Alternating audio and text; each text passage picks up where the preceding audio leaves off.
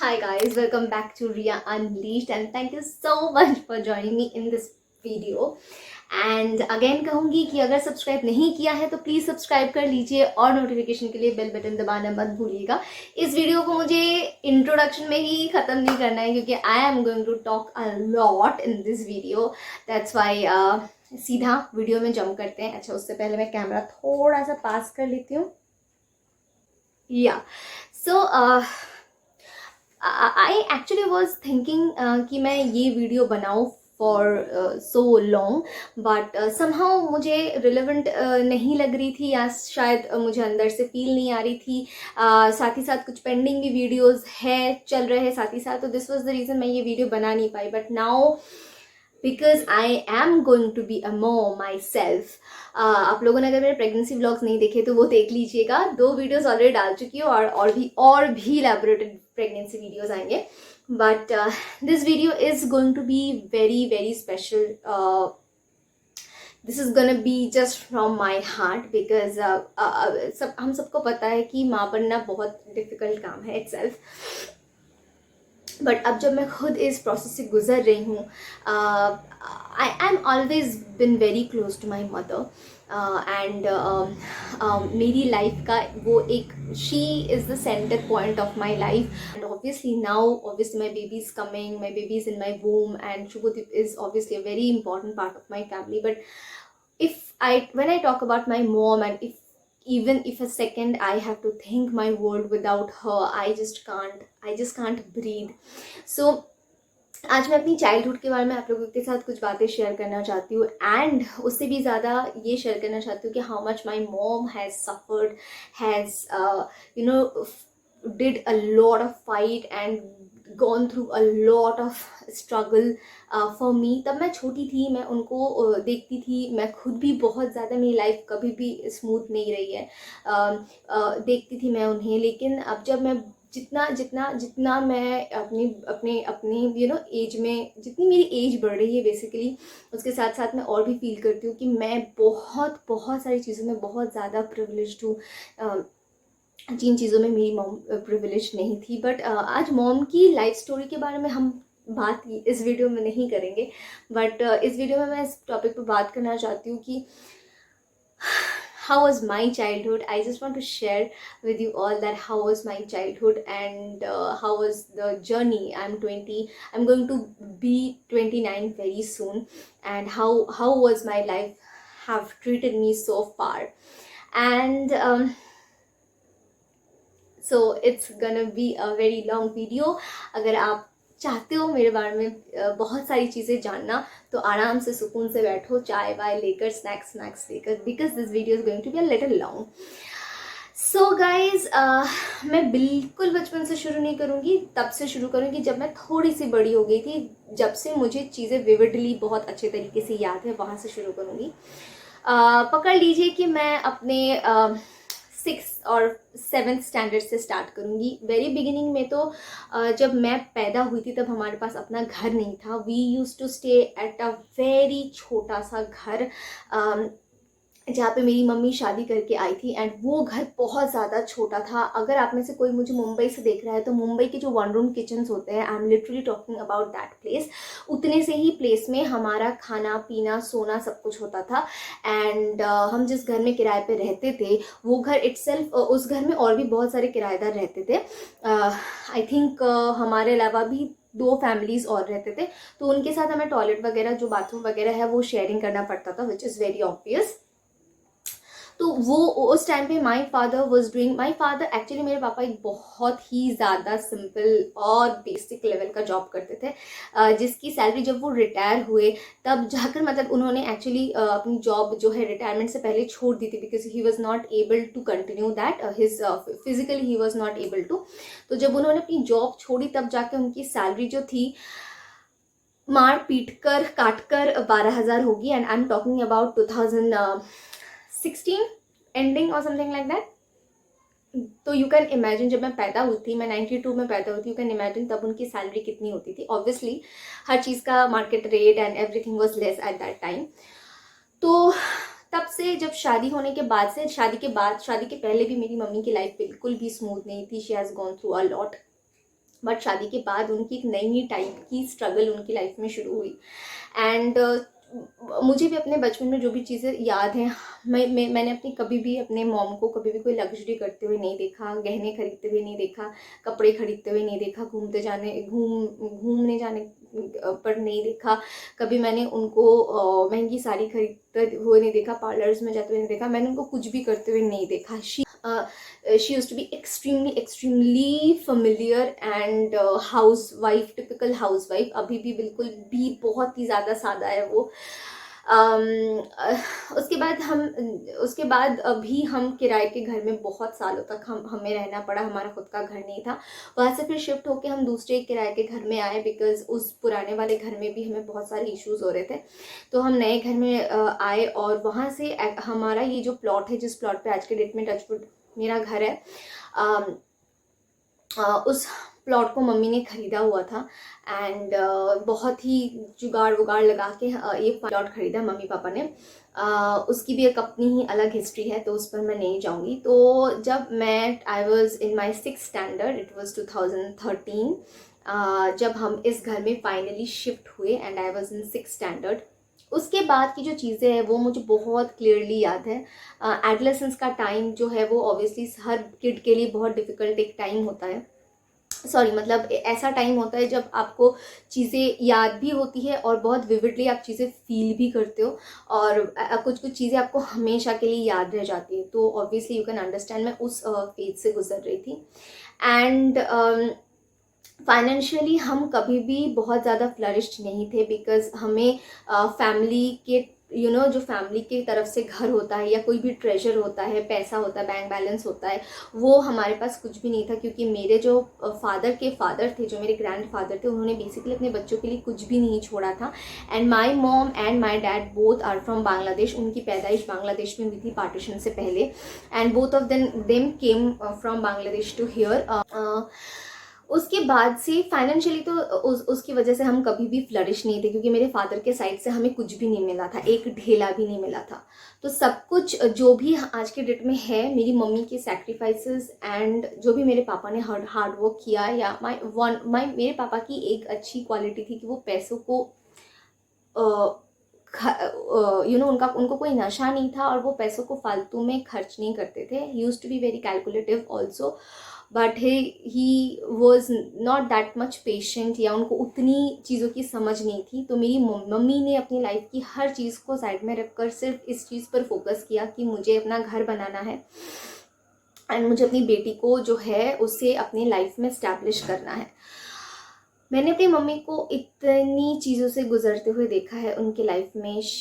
As I said कि सिर्फ घर में रहना, घर के बारे में सोचना। She used to do stitching, वो ब्लाउजेस लोगों के सीती थी to get some extra money, क्योंकि पापा जो सैलरी लाते थे उसमें से हमारा चलता नहीं था। एंड मेरी जो पढ़ाई थी वो, हालांकि मैं सरकारी स्कूल में ही पढ़ाई की है मैंने, बट उसके बावजूद भी ट्यूशन्स वगैरह मेरे होते थे, और मैं बचपन से ही एक्स्ट्रा करिकुलर एक्टिविटीज़ में रही हूँ। तो इन सारी चीज़ों की वजह से, और घर भी जब हम बना के आए तो बहुत बहुत ज़्यादा हम पे डेब्ट्स थे, बिकॉज हमारे पास उतना कैश नहीं था। हमने बहुत ही बेसिक से एक स्ट्रक्चर खड़ा किया था। किराए के घर में रह रहकर हम बहुत ही ज़्यादा परेशान हो गए थे, तो बहुत ही बेसिक सा स्ट्रक्चर खड़ा करके हमें इस घर में शिफ्ट होके आना पड़ा। तब कुछ भी नहीं था, प्लास्टर भी नहीं हुए थे, कुछ भी नहीं था। Just a small room, toilet, bathroom, and एक किचन और एक छोटा सा पैसेज था, उसमें हम रहते थे। ऊपर टीन अगर I hope you can understand, उसका शेड होता था। तो हम लेकिन बहुत खुश थे। हमारा अपना घर, वही हमारे लिए बहुत बड़ी खुशी का रीज़न था कि हमारे पास अपना घर तो है। क्योंकि किराए के घर में जब लोग रहते हैं, उसके बाद अपने घर में शिफ्ट होते, they only can understand this feeling कि अपना घर होने का क्या फील होता है। तो अब जब पापा नहीं है, and when I initially thought to sell this house and bring my mother to somewhere near me, जहाँ पे मैं और शुभदीप रहते हैं, एंड यू वोंट बिलीव, हमारा घर इतने अच्छे पोजीशन पे है, बिल्कुल रोड के ऊपर। अगर हम चाहे तो बहुत ईजिली हमारा घर हम बेच सकते हैं, because of the position and all the things. But मैं सोच नहीं पाती हूँ कि इस घर को मैं बेचूँ, बिकॉज इस घर को ना मैंने इतने छोटे बच्चे से आज एक 2 स्टोरी बिल्डिंग बनते हुए देखा है। सो मैं ना दिल पे ऐसे ऐसे ऐसे लगता है कि किसी ने कुछ तो रख दिया हो। बट दैट एक बार घर देखने के लिए आया पापा के डेथ के बाद, एंड मैं उसे घर तो दिखा रही थी, but it was I was feeling that something is killing me from inside. ये घर उस इमोशनल जगह पे स्टे करता है मेरे भी। Otherwise a lot of people से कि बेच दो, how will you manage being a girl. And तब मुझे ये लगा कि यार एक लड़की होकर अगर मेरी मम्मी ने इतनी सारे सेक्रीफाइसेस के बाद इस घर को खड़ा किया है, एंड मैं सिर्फ इसलिए इस घर को बेच दूँ because I am a girl, I am not a boy, I am not suppose to stay here because I am married, this is not gonna happen. मैं अपना घर इसलिए तो कभी नहीं बेचूंगी because I am not able to take care of this house. इस घर में मेरे पापा ने अपनी लाइफ गुजारी आफ्टर शिफ्टिंग, जब भी जस्ट मतलब 2013 से अभी जितने भी टाइम तक हम घर में थे। एंड इस घर में उनकी रूह है, and I really believe in all those things. And मेरी मम्मी का तो पूरा सब कुछ, मतलब हर whole life is this house, उन्होंने खुद अपने इस घर को खड़ा किया है। And guys you won't believe, जब हमारा छोटा सा घर था या जब हम किराए पे रहते थे, तब इवन फ्रॉम द आउटसाइड जहाँ पे हम रहते थे, इवन हमारे नेबर्स का हमारे साथ कैसा रवैया था, I can't even tell you.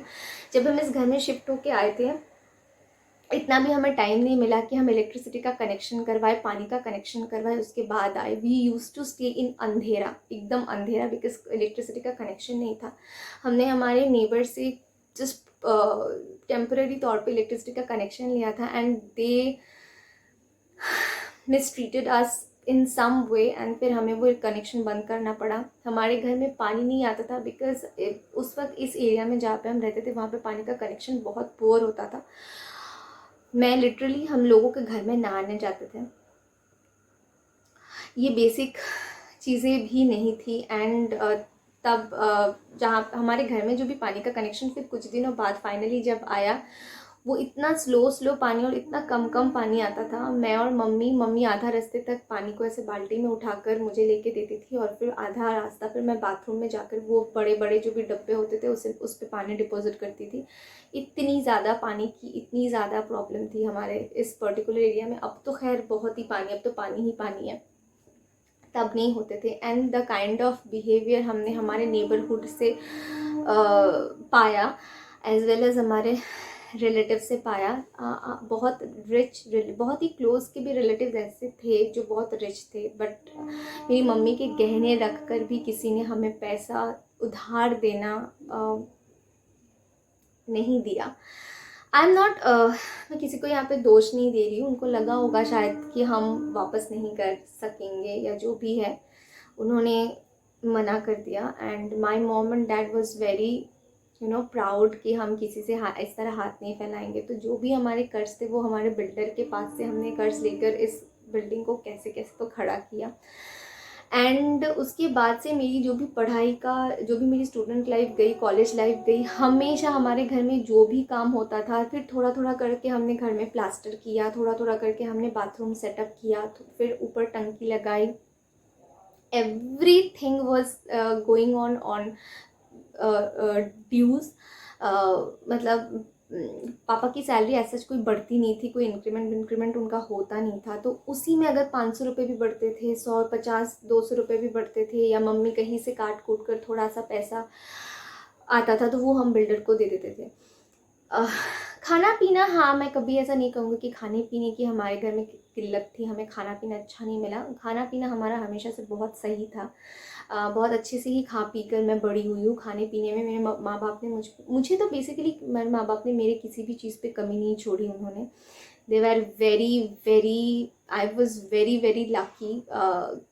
खाने पीने पे बहुत ही अच्छा खासा हमारा पैसा खर्च होता था। जितना भी पापा सैलरी लाते थे हम बहुत अच्छा ही खाते पीते थे, नॉट टू मच कि एकदम मतलब रोज़ चिकन मटन खा रहे हैं, नॉट लाइक दैट, बट हम अच्छा खाना खाते थे।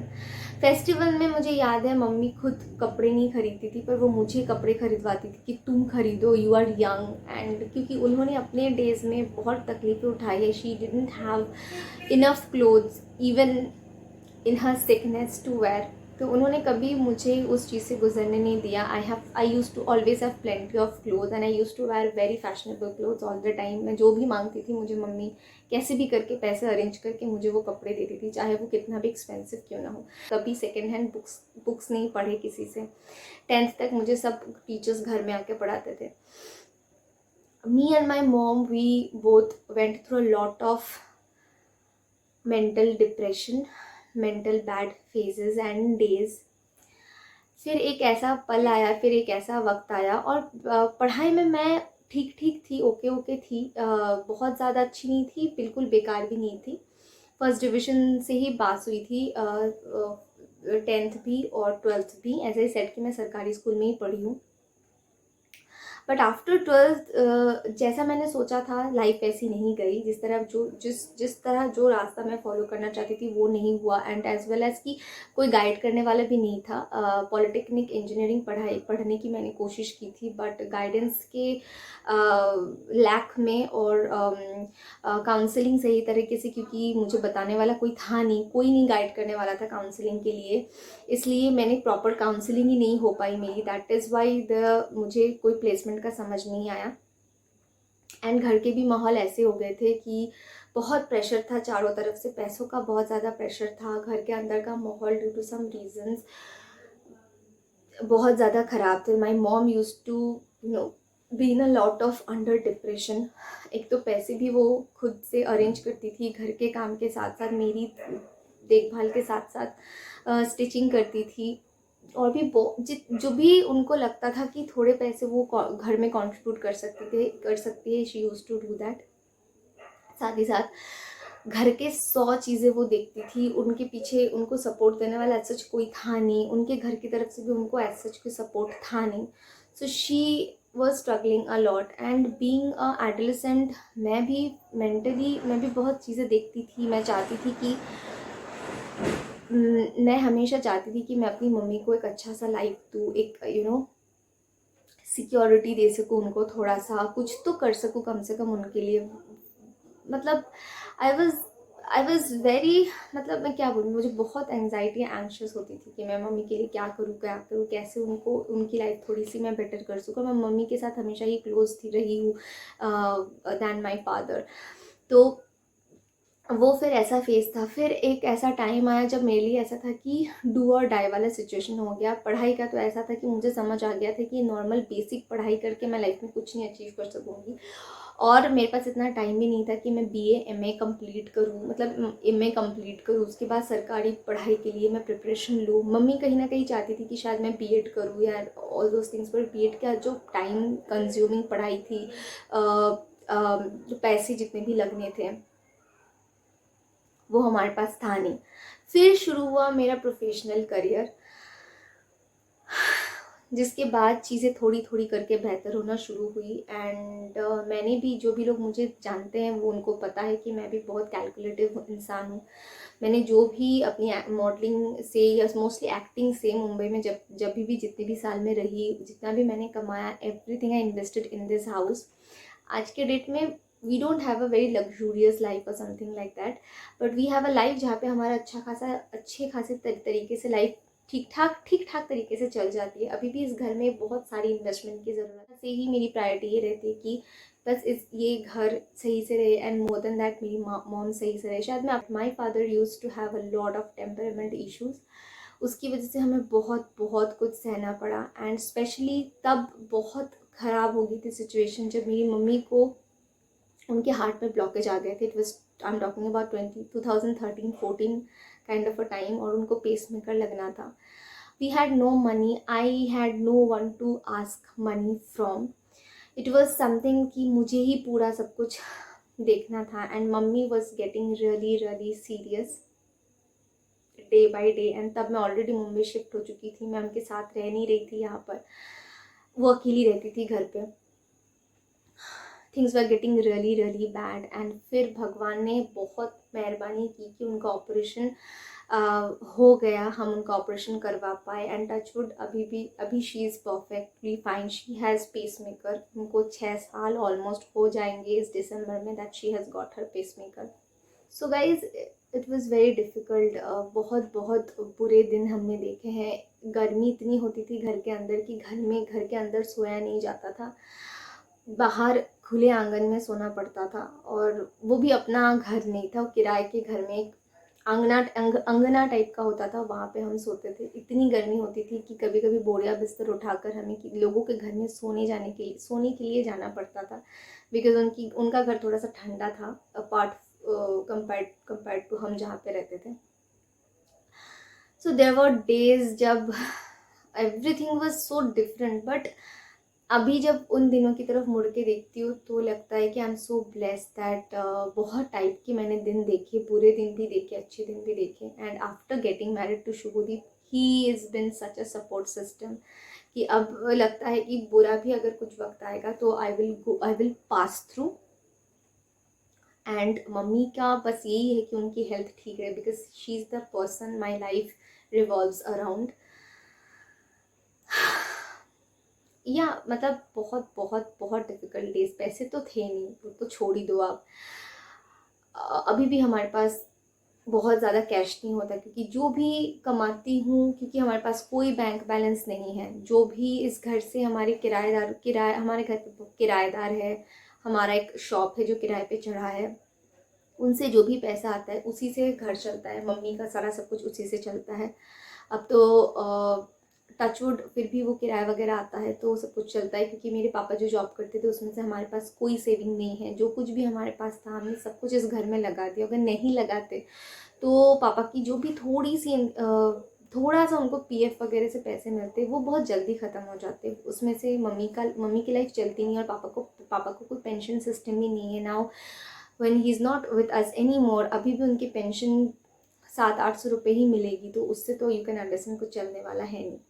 तो life has shown us very difficult time, specially to my mom.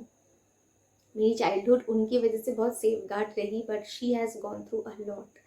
She has gone through a lot financially तो फिर भी एक बार को मैं अगर साइड में भी कर दूँ, but mentally she has gone through a lot. And being a daughter, being a child, अपनी माँ को सफ़र करते हुए देखने से ट्रॉमेटाइज चीज़ें कुछ नहीं होती हैं। सो मैं आप लोगों से भी यही शेयर करना चाहूँगी कि बुरे दिन तो लाइफ में आएंगे, पर हमें ना होप नहीं छोड़ना है, हमें मेहनत से डरना नहीं है। और अब तो मैं भी पेरेंट बनने वाली हूँ बहुत जल्दी, बट मैं इतना ही सिर्फ ये मेरी पर्सनल सोच है कि मैं अपने बच्चे को ऐसे बड़ा करूँगी, मैं उसको ना ऐसे गार्ड कर करके नहीं रखूँगी कि घर से मत निकलो एंड एवरीथिंग। मैं उसको छोड़ दूँगी कि तुम जाओ, तुम खुद दुनिया देखो, खुद सीखो। क्योंकि अगर मैं दुनिया नहीं देखती, हाँ बहुत बुरे एक्सपीरियंसेस हुए मेरी पर्सनल लाइफ में भी, बहुत बुरे एक्सपीरियंसेस हुए हैं in terms of relationship, in terms of friendship, in terms of commercial professional चीज़ें।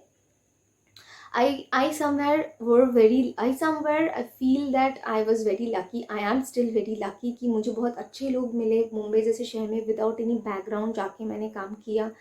तो मेरे साथ बहुत बुरी भी चीज़ें हो सकती थी, बिकॉज मैं किसी को नहीं जानती थी। कोई अगर चाहता तो मेरा कुछ बुरा भी कर सकता था, पर ऐसा कुछ नहीं हुआ। तो मैं अपने कर्मा पे बिलीव रखती हूँ, और मैं अपनी बेबी को भी यही बोलूँगी कि खुद जाओ, खुद लोगों से देखो, उनसे बात करो एंड ट्राई टू जज देम। और ना कभी किसी को ना इस वजह से हमें लेट डाउन नहीं फील कराना चाहिए that they are financially weak. हमारे बहुत सारे रिलेटिव्स ने भी हमारे साथ ऐसा किया। बहुत ज़्यादा मैं कॉर्नर्ड फील करती थी अपने सारे कज़न्स के बीच में, इवन कभी कभी बहुत ज़्यादा कॉर्नर्ड फील करती थी। I am open, I am not a very introvert person, but मेरे हमेशा दिमाग में ये चलता था कि उनके पास शायद ये चीज़ें हैं जो मेरे पास नहीं है। तो ये फीलिंग मुझे हमेशा थोड़ा सा सप्रेस करती थी। बहुत सारे ऐसे सिचुएशन में, फैमिली फंक्शंस में थोड़ा सप्रेस्ड रहती थी।